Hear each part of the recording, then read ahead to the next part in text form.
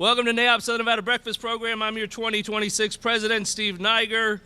We have over 300 people RSVP'd to be here this morning, which for spring break is a phenomenal number, so thank you very much.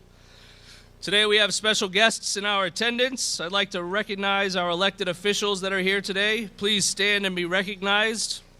And these are the RSVP'd. If you walked in and you're an elected official, you can still stand. City of Henderson has shown up today. Mayor Michelle Romero.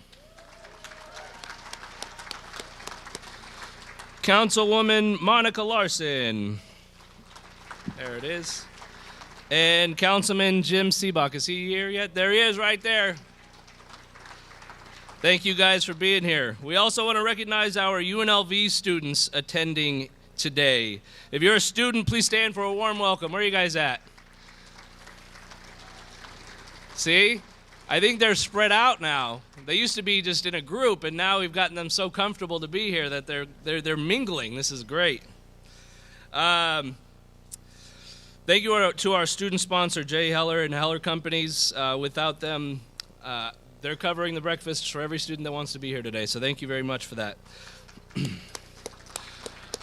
Also, don't forget that the Lead Center for Real Estate at UNLV is excited to host their annual Real Estate Career Expo on Thursday, March 26. Now, let's get this morning started with some announcements and get our incredible panel that the Programs Committee has put together today. First of all, holy smokes. Who all went to Spotlight Awards? Could have been a little louder. What a show. Multiple live performances in the room if you weren't there. It was a lot of fun. Spotlight Committee, Alternative Management, Black Raven, another night proving to the city that NAIOP's special night is the best night in the industry. And how about our very own Spotlight Committee members, Kim Galway and Tanya Carrasco, not only singing, but wrote their own song and sung it in front of 700 people. The courage. Actually, you know what? I never got an encore. Kim, Tanya, I see Tanya's there. I don't know where Kim is. Dan, can we get the microphones? I'm just kidding. I think we have Tiger Woods doing a Queen's cover at the Queen cover at the NAIOP golf tournament. It should be fun. I don't know who knows Tiger and got him to sing Queen, but it's going to be great. Let's take a moment to honor our current President's Circle sponsors. They are a critical component to the success of our chapter. Platinum sponsors are here today in force. There are 4 this year. Special thank you to each one. Cox Business, who has supported our chapter for 22 years. Lincoln Property Company since 2022. Martin Harris since 2001, and Schnitzer Properties since 2000. Thank you to our Platinum sponsors. Also, our 11 gold sponsors. Burke Construction Group, Clark County Community and Economic Development, EBS Realty Partners, Heller Companies, Howard Hughes, Kimley Horn, Majestic Realty, Prologis, Southern Nevada Water Authority, UES, and Unforgettable Coatings. Thank you very much to our golds. Appreciate you. Now on the screen, we recognize our silvers. If your company's on that list, thank you very much. And our bronze sponsors. If your company's on the list, thank you very much. And finally, our copper level sponsors. Thank you. I know we clap a lot at these things. We got a lot of great things going on. We are making our final push for members and President's Circle sponsors for 2026. We want you, and the window is closing. President's Circle sponsorships are full of benefits, free breakfast attendance, event discounts, exclusive marketing opportunities, etc., etc. It takes a village to be the best in the county, in the state, and like Matt used to say all last year, we are the best, so thank you very much. And now to our committee announcements. NAIOP runs because of the high quality of the organization's committees, made up of all volunteer members, and if you're not on a committee, that is how you get the best and the most out of NAIOP, so please feel welcome to join any committee that you feel the desire to. Looks like I'm going to be making the committee announcements today, so there is no podium. so you're going to hear more from me. Our Community Service Committee is continuing its paper drive for Helping Hands of Vegas Valley through March 27. This drive focuses on a very specific need. They're back there in the corner of the room. Single, individually wrapped paper towels and only 2 or 3 ply toilet paper, either singles or 4-packs. And I learned something that I'm about to teach you right now. Why 2 to 3 ply? Because many senior citizens carefully separate the layers to stretch their supplies as long as possible, which that's pretty incredible and makes me a little sad, but also I appreciate the ingenuity. So please help if you can. If you'd like, please scan the QR code right up there on the screen, or stop by the community service table before you leave. Every donation matters. Now, the golf tournament. Our 33rd annual golf tournament is Friday, May 15 at the Las Vegas Paiute Golf Resort. If you didn't already know, teams are sold out. They do sell out quickly every year. But we're still accepting $100 valued raffle prizes and looking for members to volunteer on that day.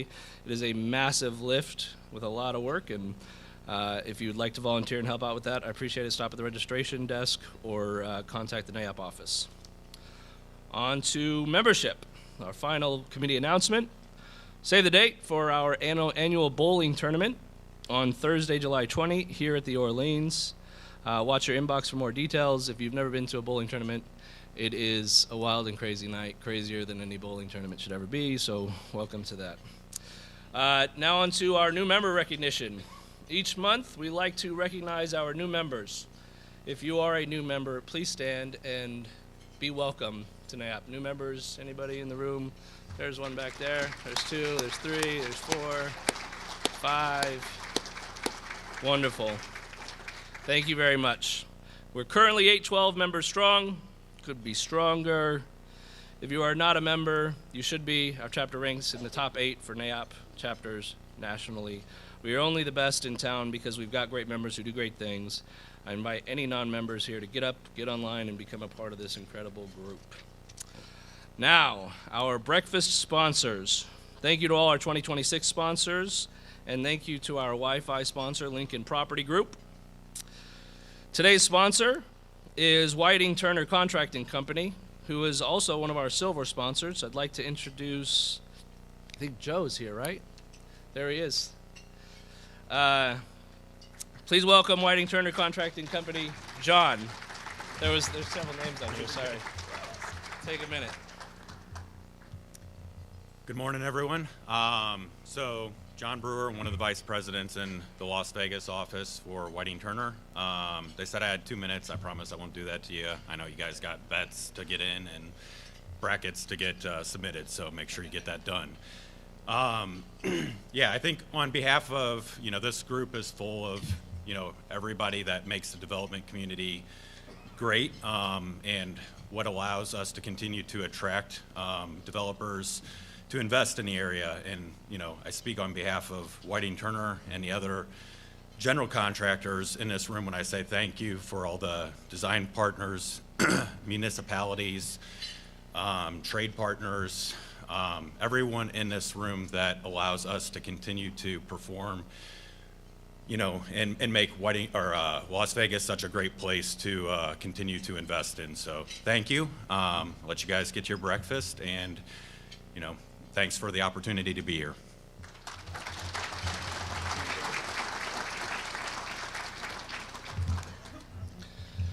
Thank you very much. Thanks again to Whiting Turner. It is 8:10, and we're about to start the program, which is usually set for 8:15, so maybe I should just talk for 5 minutes about nothing. Or I talked too fast. I know that I do that sometimes. So a reminder that for all of you here in this room, we have a Q&A session at the end of the program for our in-person attendees. There are notepads and pens at the tables for you to write down questions, which will be collected by our executive director, Jamie Schwartz, today. Where is she at? She's right there. Hand up, so look for her if you've got a question. Q&A starts at 9 a.m. and then our program concludes at 9:15. I am very excited for our program today. AI meets development, shaping the future of Southern Nevada. I'm going to be doing the speaker introductions today, happily. First of all, as I announce you guys, feel free to come on stage, get comfortable in your chair. Earle Hall, Chairman and CEO of Axis AI. Earle is an award-winning technology entrepreneur, two-time TEDx speaker. I don't think I've met a single-time TEDx speaker, so thank you. Neither have I. Neither is he.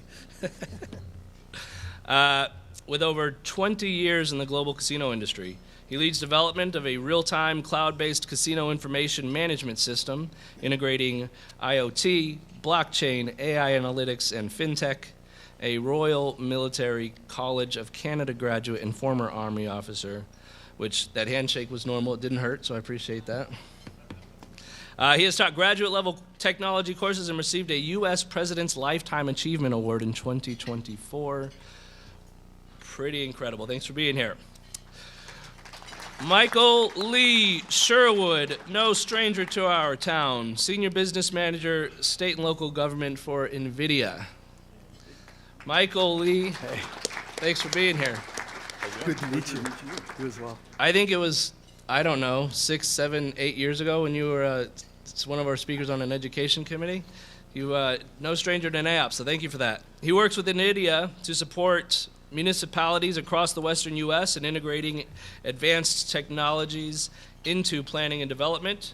Prior to NVIDIA, he served with the city of Las Vegas, leading innovation efforts, giving him firsthand experience navigating the realities of urban planning, growth, and public sector implementation. Those insights now inform his work helping cities adopt AI solutions responsibly. Another familiar face to Las Vegas Moderator is Len Jessup, the managing partner at Desert Forge Ventures.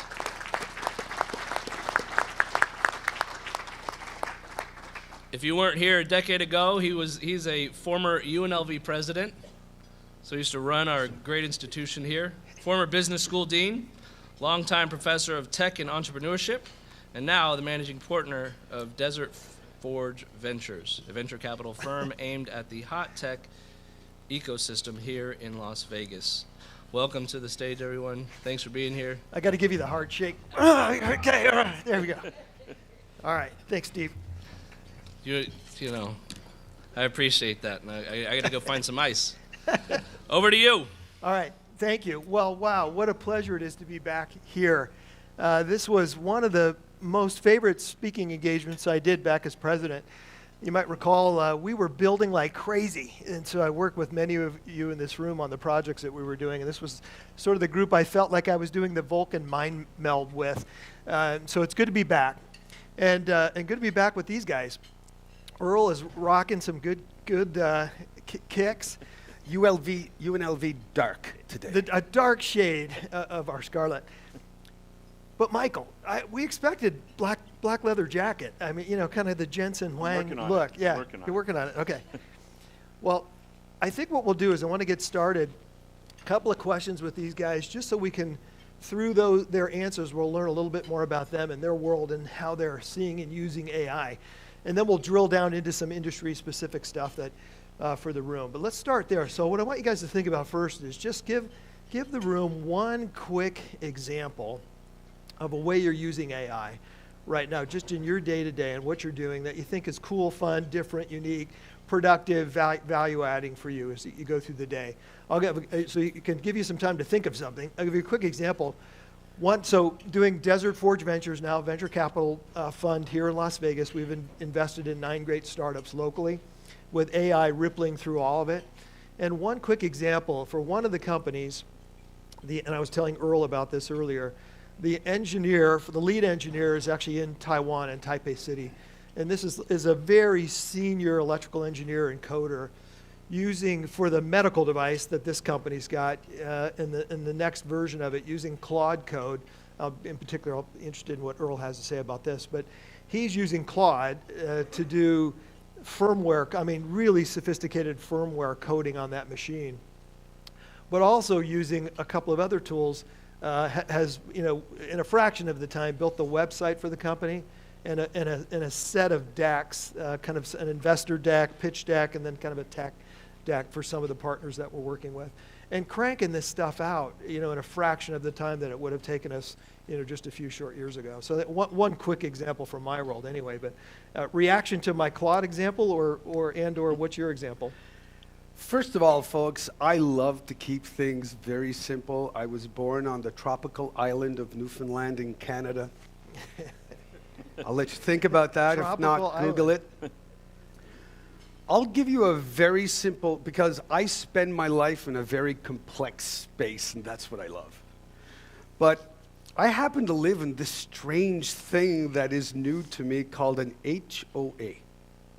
An HOA lives in a golf cart, and they kind of think they're the sheriff of my town. And they drive around giving me tickets for all kinds of things that I don't understand that don't matter. So I get a ticket because I have a little light that's not shining over the name of my house, and there's a long electrical reason why it's not, and I decided to hack the electricity and send it to the smart doorbell because I scan every face if everybody comes by, and I put it in a database, and I'm very serious. Even scanned them down on the road and everything else. I have this really cool database that's offline.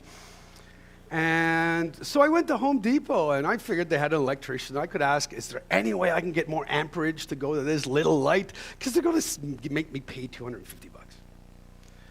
And God bless the gentleman that was there. He didn't have the competency to ask me. So all I did was click on this button that I always do. Clicked on this button, and I started talking. Never type, always talk to ChatGPT. Never type, always talk. I said, hey, I'm at Home Depot. I'm having an issue. I do not know how to do the calculation for the electricity for this thing. And ChatGPT answered me back and goes, oh, just take a picture of all of the transformers that are in front of you, and I'll guide you through it. So I took a video, because I'm lazy. I took a video, and I just walked up and down. It goes, okay, go back to this place, look at this number, grab that one. I said, I have it. He goes, great. He goes, well, bring it home. So I brought it home, and now I'm in the garage, and I take a picture of where it's up on the garage, and I look at this, and I go, so what's next? He goes, well, get a ladder. I'm very serious because I'm from Newfoundland. It breaks it down into small, simple steps. And I got up there, and I didn't electrocute myself. I did hook it up the wrong way because I didn't ask the question. So I split the two reds, put the two blacks, and my little light came on. I took a picture of HOA, and now they're my friend. Huh.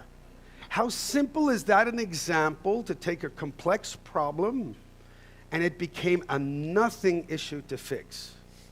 Now I can dial it way, way up for you in Lake Las Vegas, where I live, where we're having some issues.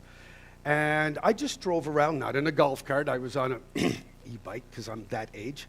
And I took hundreds of pictures, some going on in Lake Las Vegas. And I threw it all in the cloud. I said, now build me an app to manage this, because I'm not going to do this on my own. And 8 seconds after I clicked on build an app and I explained it the problem, I had a functional app that I could put in the Apple App Store, and I didn't even touch one line of code because I am lazy. You're in a world now where programmers are the only threat that you have in an organization because they're still trying to send faxes. Whereas you as the business owner, you have the problem, but more importantly, you know the solution. You just don't know the path between the two. And we don't care anymore if you don't know the path. Because if you can explain it after 50 times, if you're a mature married person, you know what explaining and resplaining and splaining things are. At least my wife does. The thing is if you have a long chat with ChatGPT and you treat it like the best MBA intern that you've ever hired, the result that you will get at the end will blow your mind and change your business. Yeah. Is that a long answer? Great example. No, I love it. All right, Michael. I'm going to build on that example. Yeah, please. That example's fantastic. Yeah. So most of you use ChatGPT in your daily work to ask questions, to get answers. So I've just onboarded 25 employees. They're all clones of me, but they do specific tasks. They're working right now. They're working 24 hours a day. Most of you are using generative AI. Ask a question, generates a response. I'm going into the agentic world. So every morning, I used to get up and look through the 25 states I'm responsible for and try to go through, use Google to try to give me ideas of what was going on in each state. Now I have a full-time agent that works 24 hours a day, reviews all the news releases from every state, It simplifies it. It summarizes it for me. It'll text me if it thinks that there's something big I need to know about. If not, it'll send me an email. I have another agent that looks through all my emails currently right now, reviewing. If someone asks for a meeting, it will give them some suggestions and book the meeting for me automatically. This is the future. You will have, all of you will be working in a world of agents where you will have little mini yous that will do tasks for you. It's not difficult to do these things. It's coming. The ability to program, you can program. You'll be able to do these things on your own. I've been working on an agent just on the plane, flying in late last night. I kind of like real estate and acquiring homes, and so looking at a couple states, I have it go through and look at the tax records for me automatically, pull properties aside that may not be current on taxes, and then I have it go to Zillow, Redfin, and others and give me a valuation, and then it calculates and tells me if it's a deal worth me looking at or not looking at. So those are the types of things that you will be able to do with agents and agentic AI that is just barely getting started. Yeah. I'm glad you gave that little bit at the end about agentic AI agent. So the AI is actually doing things for you, not only digitally, but doing things in the physical world for you. So pivot off that, Earle. What are you seeing in terms of agentic actions? And I share the same passion. So when I submit my documents to the Nevada Gaming Control Board and they go, "You really moved 43 times in your life?" I go, "Yes, sir." Why? Because I like to build and I like to move. It's 43. That simple. Yeah, well, 43. The Army was a little bit rough. But that being said, even since I've been in Nevada, I've moved like, I don't know, 8 or 10 times. But here's the point. I was finding it a real struggle, and I love data. I consume data 18, 19 hours a day. I was having trouble to keep all of the data of Zillow in my head between Summerlin, between Lake Las Vegas, between Spring Valley. I got really mad, and there was no tools out there. And all of a sudden, Claude showed up because I have them all on my phone. Like I use Manus for different things and stuff. But Google, Gemini. And one of the things that I did is I went and I sat down and I had about an hour-long conversation with ChatGPT, because ChatGPT is my driving buddy. I turn it on when I start to drive, and I turn it off when I stop to drive, and we can talk for 2 hours. And at the end of that, I said, "Can you summarize everything that we've said and explain why I'm so mad that I can't keep an eye on Canyon Gate? I want to keep an eye on what's going there, and here are my parameters, but I'm always having to fiddle with them." So I took that long summary, and I said to ChatGPT, "Can you write me the way I should explain in a very simple format to an app called Claude how to write me an app to monitor it for me and to send me alerts?" He goes, "Yeah, sure." And I just watched it going down, and I got dizzy watching it, so I did something else. And at the end, I just went copy, paste into an app called Claude. And when I hit send, ta-da, I had an app, and now I'm monitoring Canyon Gate like there's no tomorrow. Nice. It's Big Brother on steroids. So agents are really, there's 5 types of agents right now. The only homework that I would give you today is when you leave here, sit down with ChatGPT, talk, never type, or sit down with Gemini or anybody, whoever you're working with. God bless Copilot. And I'm not diplomatic. I'll never go in politics. So the thing is learn to talk to it and learn it to tell it to teach you. Remember, the thing that's the hardest in AI is we all feel stupid, we all feel behind the ball, we all feel that the wave is coming over us. I don't know about you do, but I do. There's things come out in the middle of the night and I have to get up and learn them. So I just talked to ChatGPT and I said, "What the hell is that?" I said, "Teach to me, but teach me as if I'm in high school." That's too complicated, bring it down to primary school. But you have a mentor in your hand that will never judge you. It will never call you stupid. It will never take for granted that you're supposed to know something, and will take all the pain, shame, and guilt away of feeling that you're not smart enough, good enough, or behind the ball. And that has been my saving grace in the last 3 years, because I've had to relearn so many things I forgot because I had people doing it for me. And now that agents are showing up, I'm doing it all on my own. It's so cool. Back in the driver's seat. Wouldn't you agree, though, that the separation will be those that use it versus those that do not? Oh, it's way worse than that. So in 1995, I was so excited on the 12th of March when Alta Vista came online. I'd been waiting 10 years for Alta Vista to come online because we had it in the Army. In 1995, I got in a lot of trouble in a speech in Toronto, Canada, because I said the next level of illiteracy has nothing to do with reading and writing. It's if you can find something on the internet or if you can't. Then the next wave hit us. It was e-commerce. That was 2004-ish.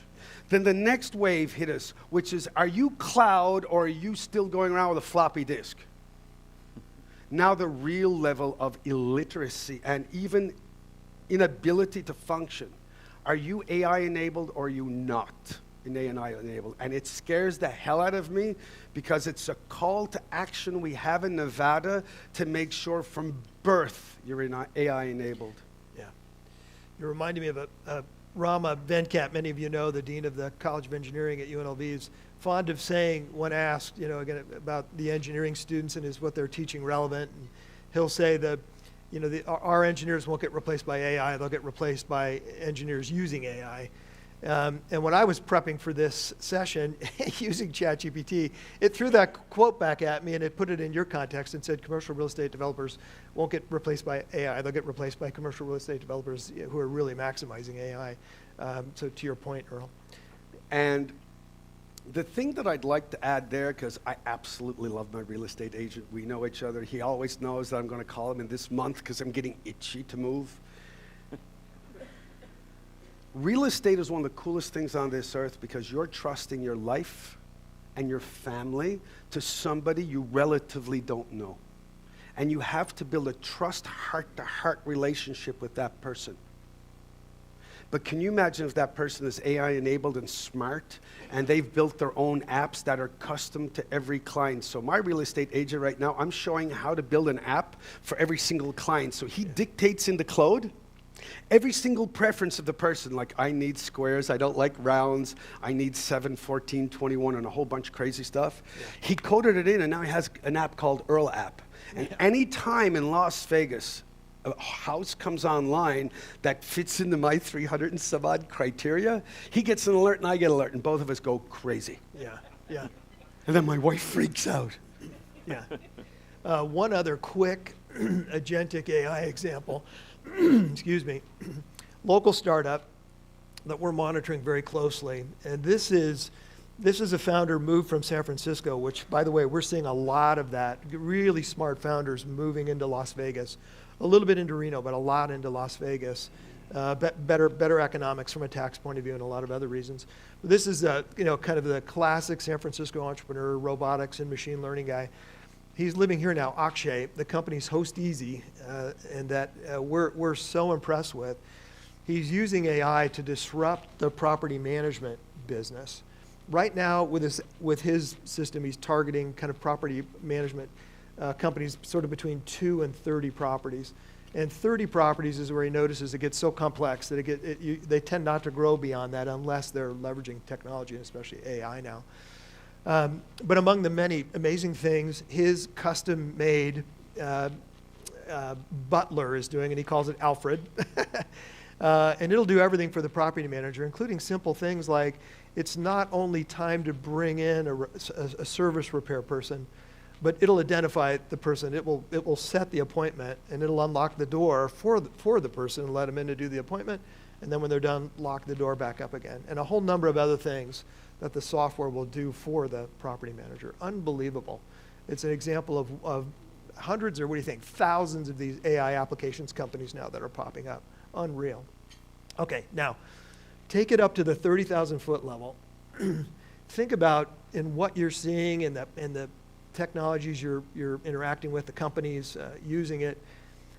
Think about at the 30,000 foot level macro trend. What are you seeing? What are you seeing that's hot and you think is going to have an impact in general? Not necessarily on just this industry, but just in general.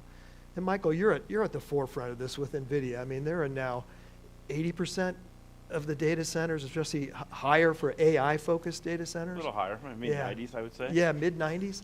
I mean, the company's got a lock on what's happening with infrastructure in this industry right now. What's next? What are you seeing that's coming that you're excited about? Physical AI, so robotics, meeting, digital. Just take a minute to talk about what that means. AI is moving into the physical world. Correct. So we're looking at, I mean, and it's going from everywhere from, you see here in Las Vegas, some of the first autonomous vehicles that are physically moving around without a human driver in the vehicle. You see robotic bartending here in Las Vegas. You're going to see that proliferate into other industries that are, whether dangerous jobs that need to be done by a robot or by others. The ability for the physical world to kind of meet the digital world in a way that we haven't seen it before.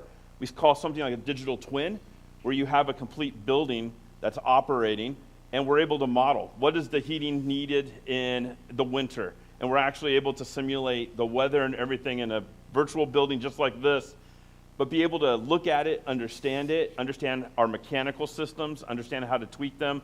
Obviously, we do those things, lower the building's maintenance costs, create better efficiency, everything from cleaning systems. I mean, anything you can think of that a human can do, and in many regards, there's the physical world and AI basically coming in to assist it and create it. We're even using it, government applications, taking roadways before a road is built, before a bridge is stood up, actually building it all digitally, and then running scenarios. What do vehicles look like in the rain, sleet, snow?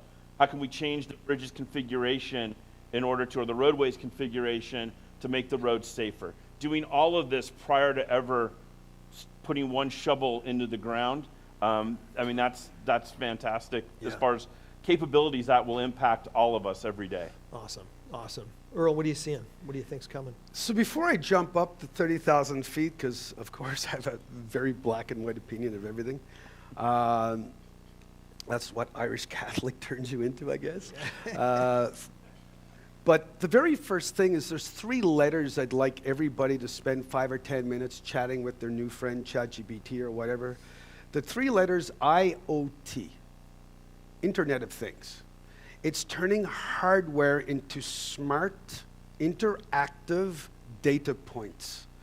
So the real struggle that we've had, and the struggle that the Strip is having, and they're in a lot of trouble, is the fact that they don't have the smart hardware interaction to grab all of the information in the granularity and the real time it needs to have, stream it into the digital world, and be very smart in real time. So the 3 letters IoT are going to be become very important. Like, you know those locks that you put, the lock boxes that you put so you can go visit a house? Can you imagine if they were smart lock boxes and they just knew you were there because when the car showed up, it automatically unlocked everything and turned everything on lights? If you saw how smart my house was, it would freak you out. I'm very serious. I have 78 smart devices in my house. My whole house, everything is automated from anything you could ever imagine. The salt in the pool, everything. Yeah. So to bring it up to 30,000 feet and even higher, the very first thing, if you think that AI is not going to fundamentally impact who you are first, what you do second, and most importantly, how you do it third, you're running straight into the wall like Kodak was. Remember Kodak? Yeah. Kodak was, it's a shame. Anyway. Or you have like a Sears, remember the first online e-commerce company that went bankrupt when we all went e-commerce? Yeah. I never figured that one out. Blockbuster. Just nuts. So the very first thing, you will have a physical digital twin in less than 3 years. I text my buddy, the SVP, out at Tesla every day saying, when am I getting my robot? If you remember Pepper at UNLV, I was the custodian of Pepper for 2 years trying to teach Pepper. Why was Pepper a female, by the way, a female robot? Because she was way too smart to be a man, and that was the joke at all of UNLV. It was funny because it's true. So the thing is, you're all going to have a digital twin. I'm on the list to get mine. I've uploaded every piece of information and every paper, every photo that I have from my entire life. It's sitting in a Google Drive just waiting to be uploaded in my digital twin, so that I can create a bot that walks around with me, drives me, and does everything, and can run my life 24 hours a day as good or better than I can. Because humans were never built to be in their left brains. That's the repetitive animal brain that lions run around the cage when they're going nuts. We're built to be in our right brain, which is the creative part of our life, and that's connected to our hearts. Yeah. So when you get up to 30,000 feet, there's 3 things that you'll have to remember when you're there. Your life will be 100% AI driven, from your light bill, to how you drive, if you're allowed to drive there, to how you fly, to how your life is organized, to how you eat, to how much you pay for your medical bill and insurance, because you'll be streaming real-time data all the time to Summer to tell you, yeah, we're bringing up your medication by 12% cost because you're just eating those 3 extra desserts a day. So we're going into an online real-time streaming world that will be 100% predictive. Yeah. It's incredible. You know, and what I would add too is that in many ways, Las Vegas is uniquely positioned for this next big S-curve that's happening that you're talking about, both of you. I thank God for one guy who made a very smart decision to start the company here, Rob Roy and Switch, because that's what it began, because infrastructure is king right now in this business. And because of the location of Switch here, and the role it's playing in data center infrastructure, especially around AI, it's then, just like in Detroit in the auto industry, and you get all these other companies that pop up around the big 3, the same thing has happened here, kind of under the radar. You wouldn't know it because a lot of it's happening in startups, sort of following on from what Rob has done with Switch. This city is uniquely positioned in this revolution that's happening. There's a real advantage here. I think not only because of data AI infrastructure, but because we have the Strip, which is actually, I would argue from an industry point of view, probably got more of the Internet of Things and a sensor capability at least in a 2-mile strip than probably any other business ecosystem anywhere. It's a sort of a test bed, if you will, for Internet of Things development, kind of combined with data infrastructure. A couple of other quick examples, and I want to ask you guys to reflect on this. A couple of other quick examples that sort of following in the path of Rob. The hottest startup right now here in Las Vegas and in the state of Nevada is TensorWave. I don't know if you've heard of them, a data infrastructure company. So they're teamed up with the competitor AMD, following in the path of another great startup, CoreWeave. TensorWave, local guys, Peter Tomasic, UNLV engineering grad, and other guys with roots here, doing deep in the rack data infrastructure work for AI data centers. And just to put it in perspective, and we're invested in them, they did a $100 million Series A round. They raised $100 million locally. It broke the record here for fundraising. And then they're now completing a $400 million Series B round. This is a local company that's the high flyer right now. And there's tons of other great startups sort of in that, what I would call that AI infrastructure space. But to kind of pivot from that, there's so much that can happen here in particular, I think, that's unique. And it might have to do with gaming and sports and entertainment and those kinds of things. And maybe not, maybe just infrastructure. But I think we're uniquely suited. One other quick example, we've just committed to another local startup called EagleSight.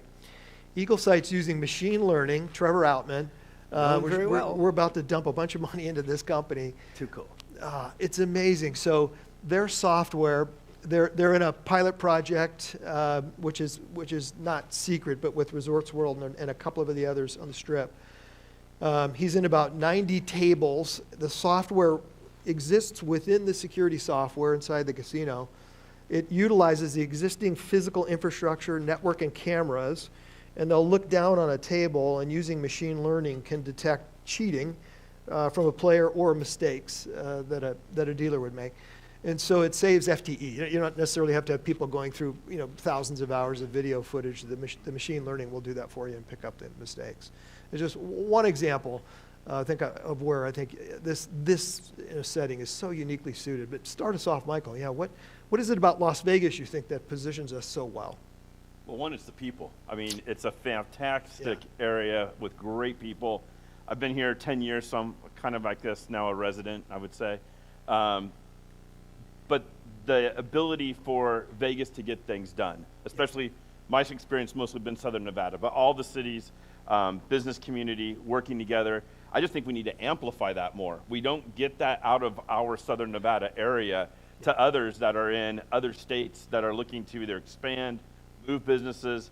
But when those businesses do find out about the Nevada advantage, they love it here. I meet with a lot of different businesses, some that have just moved in recently, and they're excited about Nevada. They're excited about the people. They're excited about the community. I mean, what's not to love about our abilities here? Great airport with access to anywhere. You can basically get anywhere, anytime you want. Great logistics infrastructure, inland port from LA into Las Vegas and then back out across the region. You have one of the biggest assets in data infrastructure with Switch. Have a fantastic university locally as well that's engaged in not just hospitality, but in engineering and the data sciences, cybersecurity, one of the top rated schools in the US for cyber. And so there's a lot of that. We just need to amplify the message out more so people understand in these other regions why Nevada is so special. Yeah, perfect. Love it. Yes. That's well, good. I'm always the bearer of bad news, so. Uh-oh, okay. They call me the guy to hammer at the office. So, folks, please remember one important thing. We're not a casino town anymore. I hear more from us in town, not tooting our horn that we're one of the hottest startup towns and one of the hottest startup states. And Las Vegas is not really a town or state. If you live in the world like I do, like I helped open Marina Bay Sands, lived in Macau for a while, did some stuff all over the world with casinos, Las Vegas is a worldwide destination and beacon for can-do. Like, who the hell goes out at night and goes, why don't we build this big $7 billion ball and we can see it from space? And then 3 weeks later, it's built. And then everybody else go, well, can we do that too? We keep forgetting how good we are. Or a hotel. And we keep referring back to the Strip going, no, we're not a casino town anymore. COVID gave us the biggest quantum leap in history to become the hottest tech startup town to do anything in the world. But right now, we're not talking enough to our children to get the feedback that everybody is not so excited about getting a job on the Strip anymore. They're excited about, look at this new Tinker toy that Len is helping me find. What do you mean? Well, I got $100 million. Wow. We've got to change our mindset because we're thinking in the past and the kids are coming at us at 100 miles an hour and there's a gap between can do build the most beautiful and the most fun city in the world, as Bo Bernard says. We are the kings and the queens of the fun economy. But our kids, that's not their thing. They're building the future of the hottest AI on the planet. We've got to change our language because we're a tech company because of guys like Len and him. I'm in the casino industry trying to fix the 1980s. It's different. I still get faxes. I don't know where they go, but you know. The only thing I want you folks to remember is anybody here feeling comfortable being compared to Little Rock, Arkansas today? Because I will throw that out. We will hit someday in the near future, and I wouldn't want to show you the data that I play with. We will hit someday in the near future an energy crunch in Nevada because the exponentiality of AI consummation, whatever that is in English, is going up so fast that we're trying to find how to consume more data faster because AI is like the movie Multiplicity backwards. The lower amount of data you have availability to, the more stupid you are. The more heterogeneous and the more broad the data, the faster you get smarter. And if you look at Little Rock, Arkansas, and that's so funny to be saying that on stage, and I'm not going to show you the subtitles. They have a microreactor north of the city, and they're one of the fastest growing data center places on the planet right now, in the regulated world, I'll call it. We will have to think, if we want our ambitions, which are higher and better than everybody else, we can build things bigger and faster than everybody else. But we've got to make sure the gas in the tank follows behind this. And I'm very excited to say that there's people sitting around tables right now talking about, is the new nuclear energy safe enough? And is it good enough to get us to the next level? And if you go around the United States, there's 6 or 7 states already doing it. Yeah. We've got to start thinking about, how do we keep gas in the tank so that we make it to #1? I will not accept anything else but Nevada being the #1 tech state in the United States. Why are we competing with Austin? Can somebody answer that question? Yeah. Good.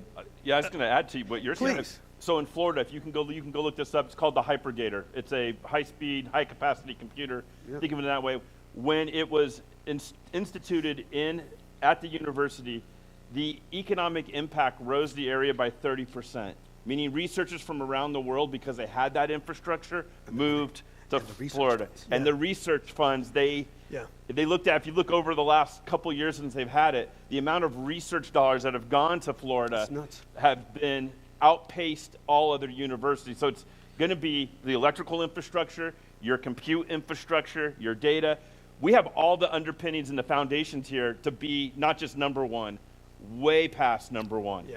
But it takes a groundswell of all of you to be able to amplify that message and take care of the community that we all work in and live in. And I'm sorry, but it's not like we don't have the expertise in the room, because this gentleman was rated by NSA, he was rated by everybody, because we run a live nuclear reactor at the university. We're in one of the most unique positions on our planet.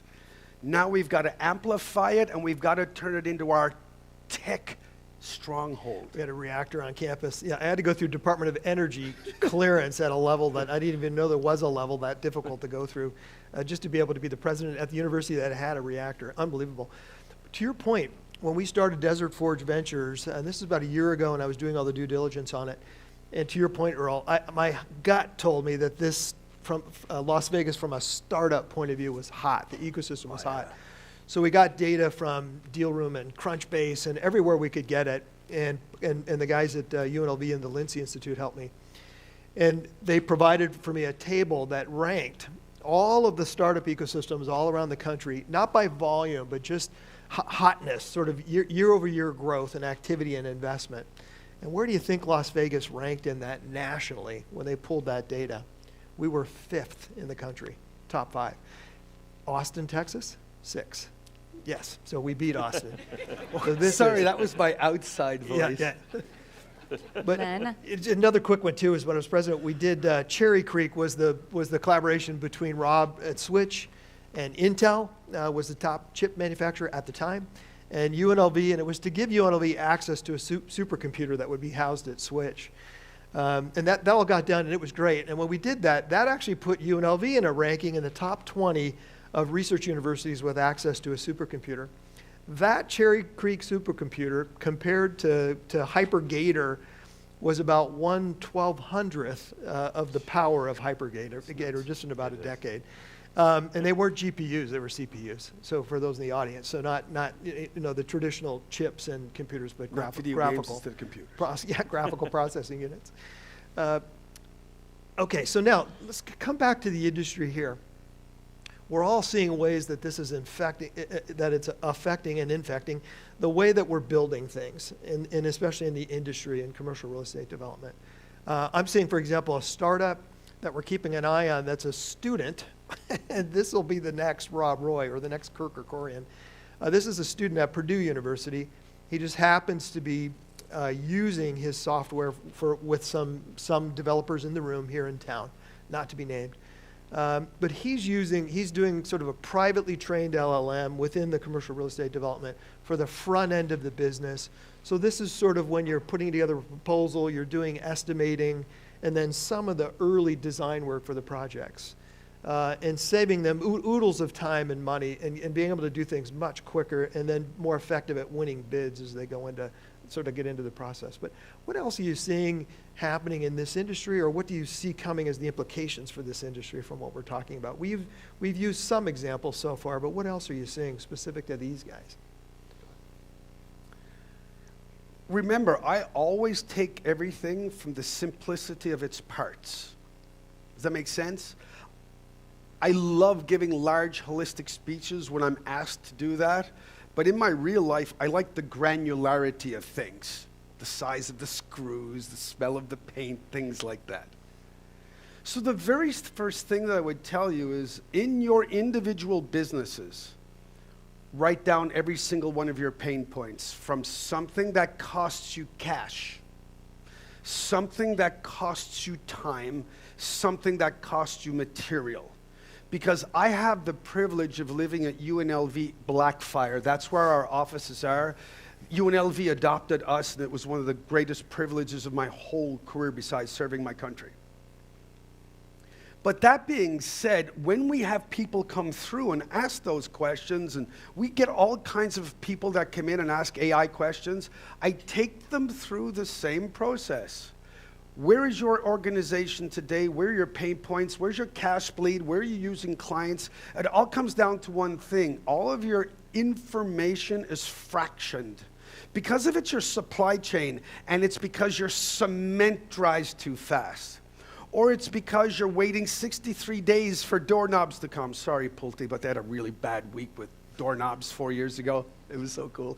But the thing is if you have a GBT, and if you want to get into a toe-to-toe security discussion about data on a GBT, that's another speech, because there is no security issue. There's only 3 rules to follow. But all of your data needs to be in an intelligent place. If it's in Excel files, you're kind of in trouble. I do that on purpose. Fish call Wanda. Ken is coming to kill me. No, that was a long time ago. So the point I'm trying to get to is, all of your information is all fractioned like broken glass on the floor.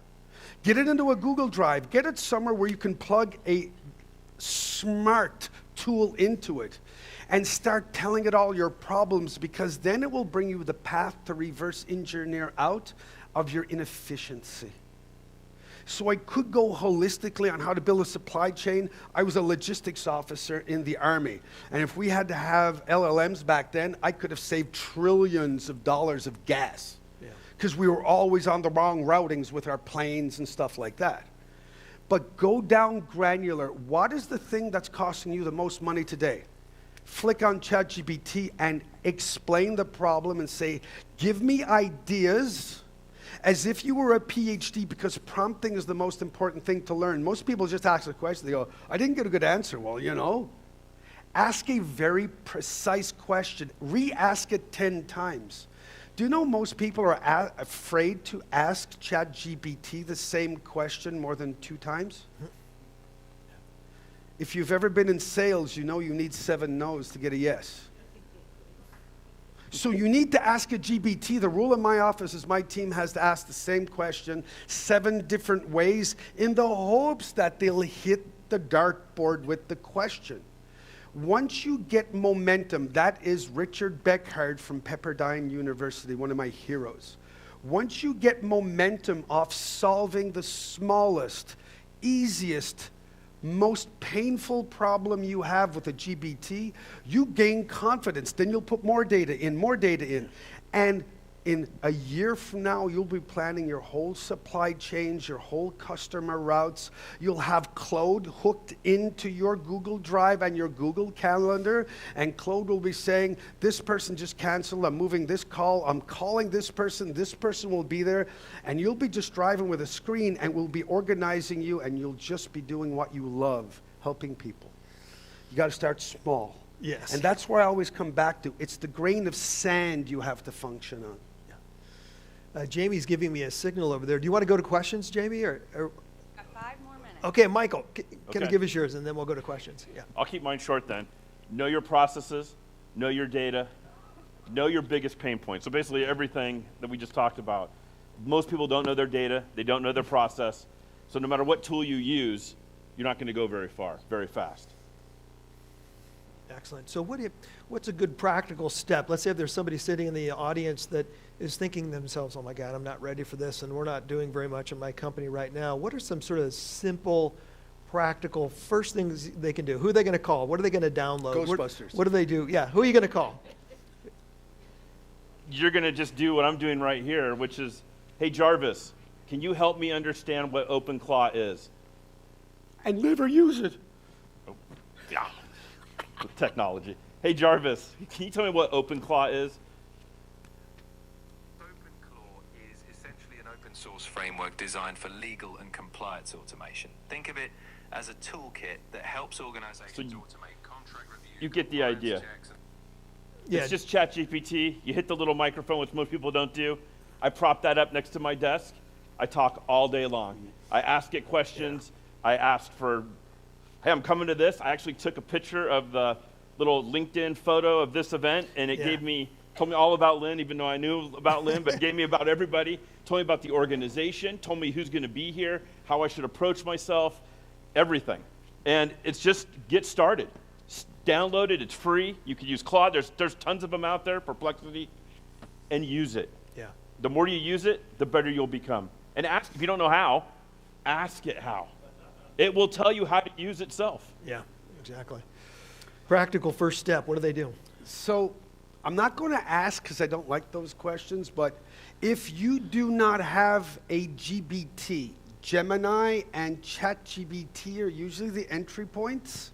If you don't have a GBT on your phone right now, please do so today. Please turn off, there's a setting that says do not return the answer to the general model. That means it'll keep your stuff relatively private for you. And the next step is do not type, always talk. If you type, you're working with your left brain and you're afraid of getting hit by a ruler like in the 1930s. Yeah. If you're talking, your right brain turns on and you go into creativity mode. Never type, always. Did I say that enough? Yeah, Never type, always talk. Good advice. Now, the next thing is the most important thing. When you leave this room today, you delete Google. I'll go slower. You delete Google, and you never use it again. If you're not using the GBT 23 hours a day to ask it everything, like I took my ketones and I went, oh my God, my ketones are at 1.1 and my glucose is 96. Am I okay? It goes, yeah, you ate at 11 o'clock last night. You're lucky to be alive. It just answers me. My ChatGPT talks to me like my mother. I trained it that way. The fourth point after deleting Google, remember, ChatGPT, everybody I hear, my sister, yeah, I used it once and made no sense, so I deleted it. Anybody here ever get a puppy, brand new puppy? Did it pee on the floor? Did it do other things on the floor? Did it entice you to buy a new couch? You have to train it. I do not like it when you answer me like that. You have to answer me in short. Do you know Edgar Allan Poe? Answer me as if I was him. It took me a year to train my ChatGPT, and now I cannot live without it because I've trained it extensively to do exactly what I do. So they're the four things you absolutely have to do today. And don't ask me to repeat them because I can't remember. All right. On the note of the puppy peeing on the floor, we'll transition over to Jamie and some questions from the floor. Yeah, absolutely. And we have a lot of questions that this morning that people have submitted. So a couple of them are similar, though. So I'll try to combine some of the ones that are on the same, kind of the same thread here. So thinking about the hacking environment today. Yeah. And the types of regulations maybe that might be necessary. What are the risks of IoT? What are the risks to everybody's data as we move to an IoT world? And what types of regulatory changes may be important for us to consider? I know that's a dirty word, Earle. Boy, yeah, Michael, you want to start? Yeah, I got a lot to say about this. I would mind throwing a grenade at that one. Look, it's anything in life. When we had a car, we had no rules, we had no laws. It's taken decades to get the automobile and driving on roads where we're at today. it's going to be the same process with AI. We're going to learn a lot fast. We need to learn to hit a speed bump and be able to go forward. That's some of the things that make Nevada and Southern Nevada great, is we're going to hit those bumps and move forward. But we got to work with our elected leaders. We got to work with our cities to get them to start implementing more technology as well, so they can write some of the policy so that we can benefit from the technology itself. Yeah. Earl? Number one, we're in the greatest country on earth. When you get up in the morning and you start complaining about the life you live, just remember, you're not living in Zone 10 in Guatemala City. And I can name all the other places that I've been to. So when people come at me, and I fought on Capitol Hill for 9 years for an ethical AI policy, and I was on the board of directors of the Government Blockchain Association screaming, if we don't fix this before it arrives, we're all dead. I was very, very scared, and I was fighting hard for ethical AI and blockchain everything. And then somebody on President Trump's team put me into a room and goes, Earl, this is really exciting what you're up to. But please remember, India doesn't care, China doesn't care, and God bless Russia. You're reading the subtitles? So if we overregulate and we overbreak the greatest country on earth, we'll be a third world country in 7 years. Please remember what I just said. And I was sitting there, and it felt like I got pouring ice water over me. I went, oh my God, I've been fighting for the truth when the world doesn't care about us. But the flip side of that is there's something that we're really good at in the United States that are not a lot of countries are good at. It's auto-regulation. In other words, entrepreneurship seems to figure things out.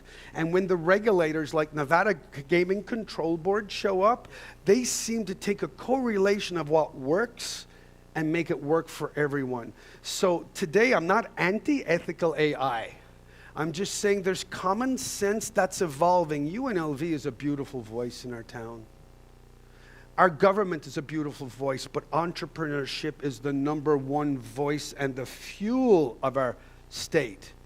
And the way these people are speaking now, it's eloquent and it's smart. So we just have to trust, like we trusted in 1995 that we thought internet was the end of the world, and let me cut off your internet now, please. Yeah, Y2K. Yeah. Okay. Okay. How do you trust that AI is giving you the correct information, and are we at the place where it can understand what misinformation is and identify it? Ask it.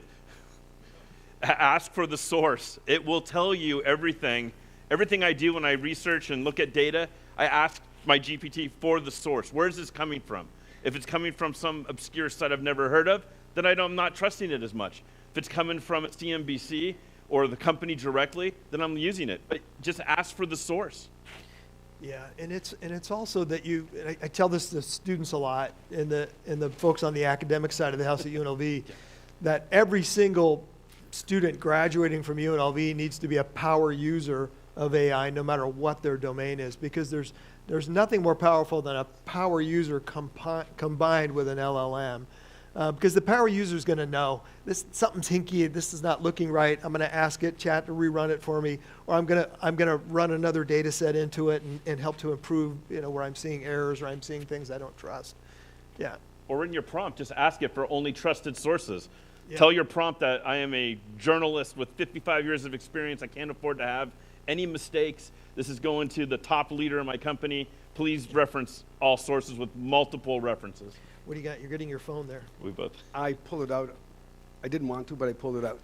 2 things. Anybody here a parent? Do your children ever lie? I know it's not common. Has your child ever lied to you? Have you got a sixth sense of child lie detection? Well, just develop it with this.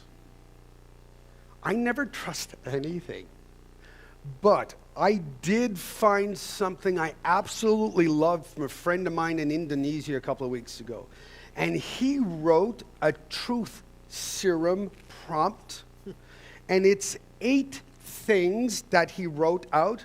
And I took a picture of it and I copy-pasted it in, because you take a picture of everything, you just throw it at GPT and it figures it out. Be lazy, never type. So, Jamie, I will send you this by text message. This truth prompt is working in Gemini for me, and it's working in ChatGPT, and it is now calling itself out when it's hallucinating. But if everybody doesn't think that, oh, I can't trust GPTs, they hallucinate. Well, I can name you a couple of VPs that hallucinate. All right, Jamie, back to you. Hopefully they're not here. Okay, so here's two questions that I think are somewhat related. The power needs. We know a lot about data centers, and we understand there's a lot of power needs behind AI. So what are your thoughts around the impacts of AI on the environment, water usage, and what about nuclear in Nevada? Yeah. This is one where I'm going to kind of side with you on this, Earl. I think that capitalism is working in this instance because the industry is correcting these problems in the United States on its own. And a variety of different solutions that I'm seeing in the industry to conserve on power. Rob was sort of early on that curve with thermal management in the data center, but now he and others are doing some incredible things to make the facilities more efficient, or to turn to nuclear mini reactors to derive the power that's needed. And on the water side also, again, example of a startup, Liquid Cool, that I'm personally helping to take out of the gate, around a much more efficient way to cool GPUs that can get so hot they can melt. It still uses water, but it uses much less water, and the water doesn't have to be chilled. It can be 90-degree water just recirculated back in on top of the chip. So the industry is correcting this stuff on its own. This is an example where I hope the government doesn't try to step in to figure out how to solve the power and the cooling problems. The industry is doing itself. But what are you seeing? Entrepreneurship is going to solve, if we allow it to do it, it will solve most of the challenges that are at us today. Yeah. I agree. Two things. Every time I go to a conference, everybody starts, we're going to run out of water. Last week was Bitcoin. Now nobody cares because everybody just heard that stable coin is going to bring down your transaction costs. So who cares if Bitcoin costs 1 million gallons of water a minute? Yeah. We always live in this crazy life cycles that are financed by somebody that I cannot find. I will tell you one thing that I firmly believe in, and I was going to do a prompt to show it to you. The data is showing the date we're going to run out of electricity in Nevada. And even though you have no data in your GBT, go in and just say, hey, you know, I live in Nevada. I never want to move. This is the coolest place on earth, but I'm really worried that there's 500 AI companies prompting up because Les found like $1 trillion and is financing everybody. Are we going to run electricity someday? He's going to go, oh, yeah, here's the date. So if we do not address the need for nuclear energy as a source of primary growth in Nevada, you're like Stevie Wonder flying an F-18. It's not a question of what, it's when. Is that clear enough? Yeah. And I'm really worried about that point. That's why I'm trying to get a little bit rough. Yeah. I can calculate the date we're running out of electricity, and I'm scared because the world wants to come to Nevada. We are the coolest place on the planet. We can go watch Cirque du Soleil, which is the owner of my company. We can go skiing. We can watch the Beatles flying around. We can do a whole bunch of stuff. Find that anywhere else in the world. But we're going to need to fuel it by humans and electricity. Yeah, and nuclear, I know, has got a little bit of a history here in the state, so that will cause pause for some people. But I'm seeing within the industry and within entrepreneurs in this town other ways to solve the power problem, not nuclear, with putting some form of a data center in space.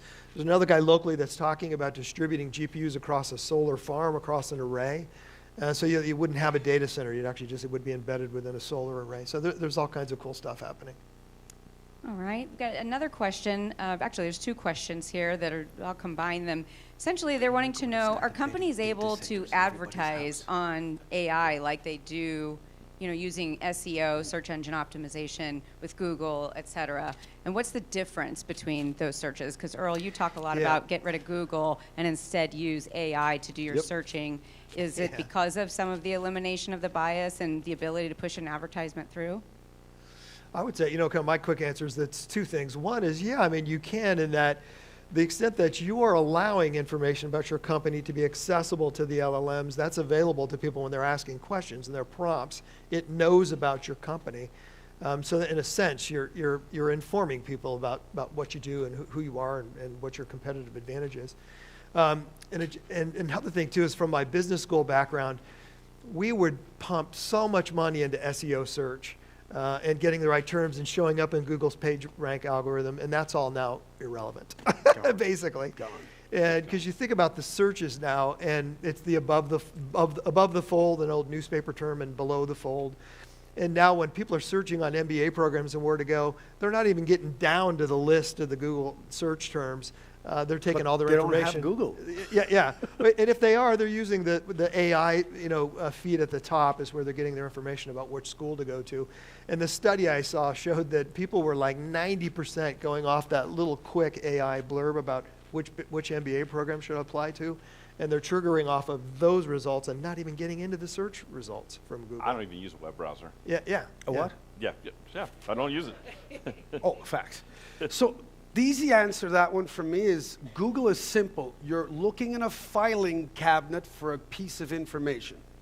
So you're literally going through with your fingers, you're scrolling your thumb, and you're looking, hoping you're going to get something that is not too far out of your comfort zone and somebody's paying you to see it. When you're asking an LLM or a GBT, all the same stuff, a question, it's going out to 1 trillion people that have asked the same question and have got answers. And the answers keep combining on top of the other, one on the other, and the answers get refined as everybody asks the question, so you're getting the best possible answer, if that makes sense. So you're not in a filing cabinet, you're in the middle of UNLV with a megaphone going, "Can anybody help me start my car?" And like there's 300 engineers show up. Yeah, so the best way to advertise is that you want your information out there available to people asking those questions and getting answers, and so you show up in the answer when somebody's asking. Right. Yeah. Well, we've got another question here, but I do want to make sure that if we have any students in the room that have a question, raise your hand and we'll make sure to get over to you so you're able to ask your question. All right, I'll come to you next. And the question that we'll ask right now is, let's say that you are in a firm that you've got a solution and you're ready to move forward, but some members of your team are not at the same level. They're not as exploratory as you are. How do you help them move forward with the solution? And let's combine that with the other question that I have here, which is, if you're advising a broker or a development team here in Las Vegas, what's one step they should take in the next 6 to 12 months so that they can stay competitive or make sure that they're getting properly introduced to AI? I'll give a quick example for the first one.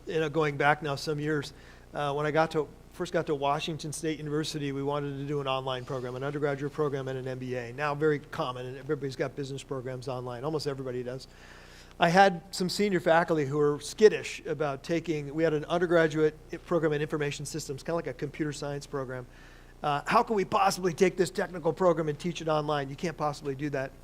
So we took that group of faculty and flew together as a group to Stanford, because Stanford was already doing an online version of their electrical engineering program, just to prove the point that, come on, guys, if they can do electrical engineering online, we can certainly do electrical engineering light online at Washington State.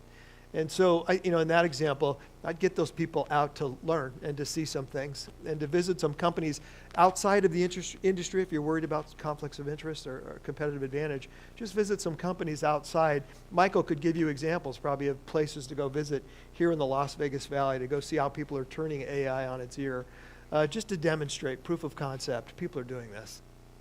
I'll give you a concrete example of a company in town. So there's a real estate company here in town, mostly commercial, a little bit of residential. About 30% of their agents are scared to death of AI. So I took the agent that was most scared to death. And remember, fear is a function of ignorance. Fear is a function of ignorance. And what's in it for me? Getting more commissions, making more money, having a better life.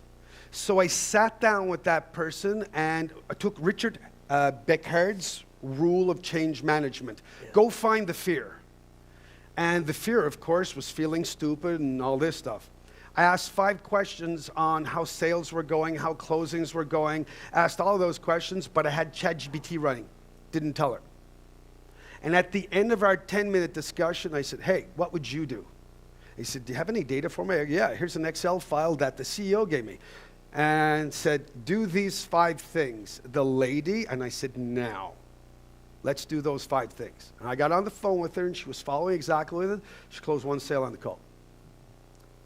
Change is a function of removing fear and finding egotistical motivation. So if you have those 3 people in your organization, or that people are holding back, remember, every organization is the same. 10 to 20% early adopters, 60% mainstream, and 20% latecomers in English. So if those people are scared, what's the change management strategy to teach them what's in it for them, to have them want to perform? In our organization, I have 22 engineers that are now going, because I'm teaching them code next week, and they have exactly 3 months to become code orchestrators, or they're all gone, and I'm very serious. Why? Because I can't afford humans to make mistakes when Claude can do it in 2 minutes, and they can go, oh, that's what I wanted to do. And then they can get inspired and excited about the future. But fear of change is our #1 jobs as leaders now. Agreed. Michael, yes, same process. I've worked with a small city in the Midwest. All of you, I'm sure, in Las Vegas, great time getting your permits processed quickly. This organization, government agency, took anywhere from 90 days to almost 6 months to approve a permit. We took the one individual that was the most fearful, sat down, let them work through, and now they're processing. Now they've embraced it. They're processing permits in less than 2 weeks on almost all of their major permit processes. Saved them money, and now the rest of the employees are embracing it. The fear is gone, and the rest of them are embracing it and allowing the organization to implement across. Let's do one last one from a student question. Is that what you've got? Yeah. Yeah, please. Who's the student and what's the major? What are we talking about? Paris Carton, student at finance student at UNLV. Awesome. And I wanted to ask, what are your guys' thoughts on the semiconductor shortages that have gone on over year as AI had gotten more powerful, and overall the material cost of AI and exposure getting up there in cost? I know memory as well has gone up 40-50% in 2026. So what are your thoughts on the overall technical cost of AI, especially as related to your companies? Michael, what do you think? I mean, look, the business community will work it out long term. Short term, there's always going to be supply constraints. When there's a great new technology, adoption, everybody wants to adopt it. If it wasn't going to have impact, these companies wouldn't be investing. Yeah. So they're investing. And over time, that will come back to normality, and the markets will adjust in price. And I'm kind of uncomfortable to say that I come from a mainframe background. I knew Fortran, though. That was the cool language back then. The only thing I can tell you was we're constantly in a hardware-software adjustment race. So hardware will always sprint ahead in cost. Software will always catch up for optimization, which will require hardware. Then we'll make another quantum leap. Software will be way behind. Hardware will be expensive. Software catches up. It's always a cycle. And it'll never go away as brilliant people like you invent crazy things with mentors like him. Yeah, wow. And the industry's fixing it too. Positron's another example of a Nevada-based or a Nevada domiciled chip manufacturer that's trying to take advantage of the asymmetry you just described. And COBOL was way cooler than Fortran. I'm just saying. I think we had more questions this time than we've seen in a while. And so if you didn't get your question answered, I think the panelists will be here for a while. But of course, you can always ask ChatGPT or Claude. There you go. Gentlemen, thank you for spending time with us this morning. Round of applause. A little scared, a lot motivated, super proud of our town and UNLV, so thank you very much. Thank you again to our speakers, our program sponsor, the Whiting Turner Contractor Company, and to all of you for attending this meeting. We hope to see you at the April program, Thursday, April 23rd.